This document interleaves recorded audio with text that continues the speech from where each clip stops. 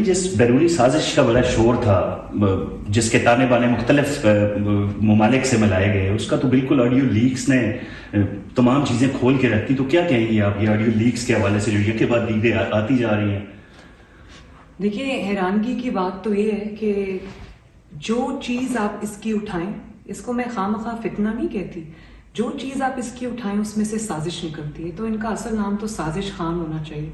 اور آپ یہ بتائیں کہ آج جو لیکس آئی ہے اس میں لوگوں کو وہ کیا کہتا رہا؟ لوگوں کو کہتا رہا کہ ہارس ٹریڈنگ کرنے والے برے ہیں، اور لوگوں پہ جھوٹے ہارس ٹریڈنگ کے الزام لگاتا رہا، اور بند کمروں کے پیچھے وہ ارکان کی، اپنے ممبرز کی خرید و فروخت کی منڈیاں لگا کے بیٹھا رہا، اور لوگوں کو کہتا تھا کہ یہ شرک ہے، جو یہ کرتا ہے وہ شرک کرتا ہے. تو اگر یہ شرک ہے تو سب سے بڑے مشرک تو اس لحاظ سے خان صاحب خود ہوئے. اور سازش جو ہے یہ تو آج پکڑی گئی ہے نا. بات یہ ہے کہ سازش تو یہ ہمیشہ سے کر رہا تھا. کس کو پتا ہے؟ پتا نہیں ہے کہ 2011 میں اس کو کس نے لانچ کیا، نواز شریف صاحب کے خلاف. کس کو پتا نہیں ہے کہ دھرنے میں جو 2014 میں یہ لے کر آیا اس کے پیچھے کون تھا.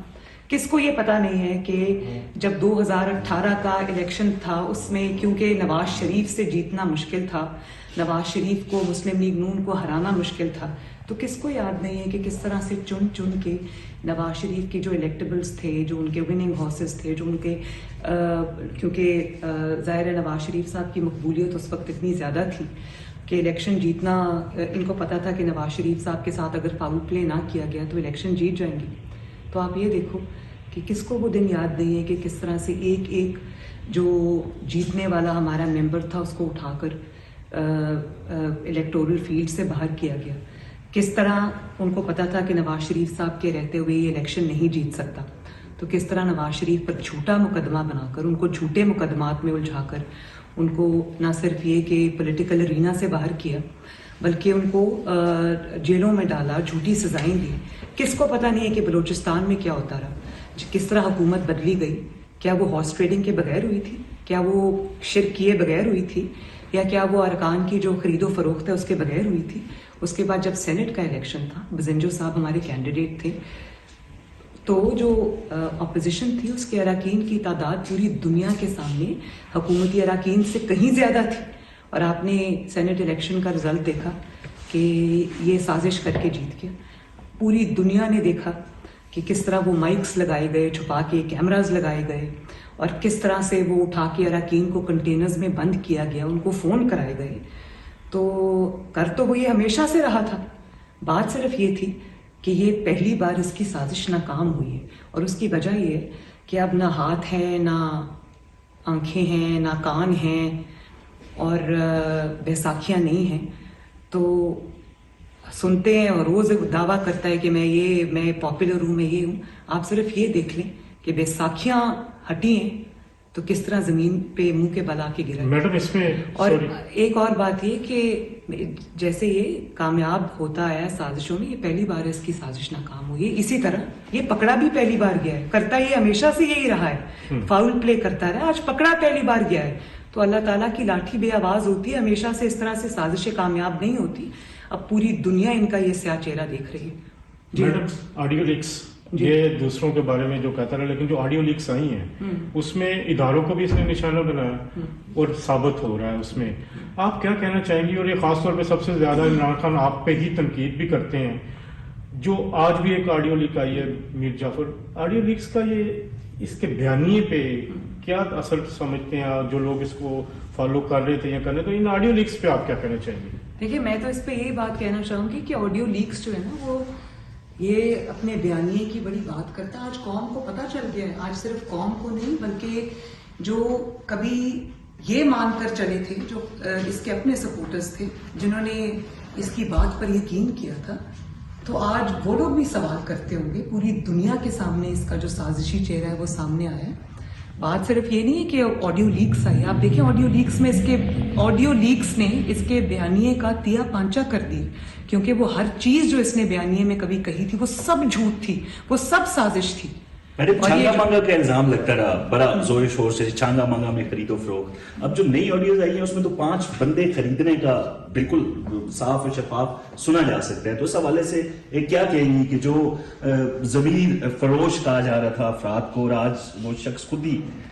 دیکھیں آپ اس شخص کے سازشی دماغ کا، آپ وہ شیطانی دماغ جس کو میں کہوں گی، سازشی نہیں شیطانی دماغ آپ دیکھیں کہ جلسوں میں کھڑا ہو کر لوگوں کو کہہ رہا ہے کہ لوٹوں کو ووٹ نہ دینا، ان کے لوٹوں کے خلاف کیمپین چلا رہا ہے، اور خود بند دروازے کے پیچھے کیا کر رہا ہے کہ 5 جو ہے وہ میں نے خرید لیے، اور 5 جو ہے وہ اور خرید کے لاؤ. کس کو کہہ رہا ہے خرید کے لاؤ؟ وہ اللہ جانے وہ کون ہے، اور پتہ نہیں وہ کون سا کوئی نیا ہاتھ آنکھیں کان ہے، مجھے پتہ نہیں ہے وہ کس کو کہہ رہے ہیں. اور وہ یہ کہہ رہے ہیں کہ اس کے لیے جو بھی جائز ہے کرنا وہ کرو.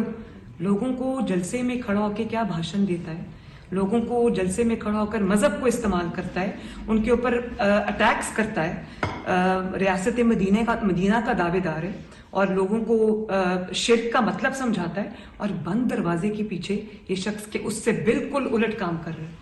تو یہی تو میں کہہ رہی ہوں کہ یہ لوگوں کو جب یہ کہہ رہا تھا کہ ممبرز کی خرید و فروخت ہو رہی ہے، تو وہ تو جھوٹا الزام، اس کا ایک بھی ثبوت یہ نہیں دے سکا، اور الٹا وہ بند دروازے کے پیچھے منڈیاں لگا بیٹھا تھا اور اراکین کی وہ خرید و فروخت کر رہا تھا. میڈم اس کا جو ابھی جو بیانیہ کے فالو کر رہے تھے جو لوگ، ان کو کیا کہنا چاہیں گے ان آڈیو لیکس کے بعد؟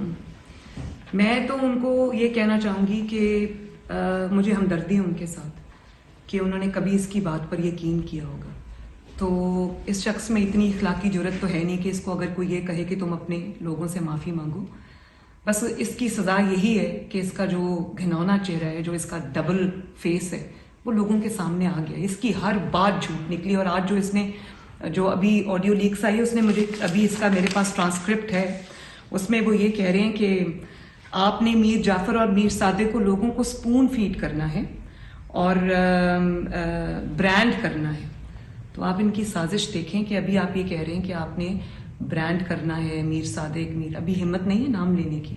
تو مطلب یہ ہے کہ ابھی ہم آپ کو چانس دے رہے ہیں، آپ ہمارے ساتھ ڈیل کر لیں، آپ مجھے دوبارہ اقتدار میں لے آئیں. اگر آپ نے اقتدار میں نہیں لے کے آئیں گے تو پھر میں اگلے اسٹیپ کا اناؤنس کروں گا. جو میر جعفر اور میر صادق ہے، یہ میر جعفر اور میر صادق کس کو کہہ رہے ہیں؟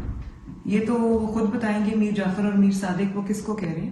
لیکن یہ جو میں نے ابھی آپ کو کہا نا کہ یہ صرف اور صرف ڈیل کے لیے اور وہ دوبارہ سے بیساکھیاں ڈھونڈ رہے ہیں اور کچھ نہیں ہے. کیا آپ کی پارٹی ان سے کسی بھی سطح پہ کہیں مذاکرات کرنے کے لیے تیار؟ جو افواہیں پھیلائی جا رہی ہیں کہ ایوان صدر کے تھرو کوئی بات ہو رہی ہے، اور یہ تاثر خود بھی دے رہا ہے کہ مجھے شاید کوئی ڈیل مل رہی ہے. دیکھیں، اگر کوئی سیاسی شخص ہوتا تو میں ضرور اپنی پارٹی کو بھی کہتی کہ اس کے ساتھ بیٹھیں، ہم خود بھی بیٹھنے کو تیار ہوتے.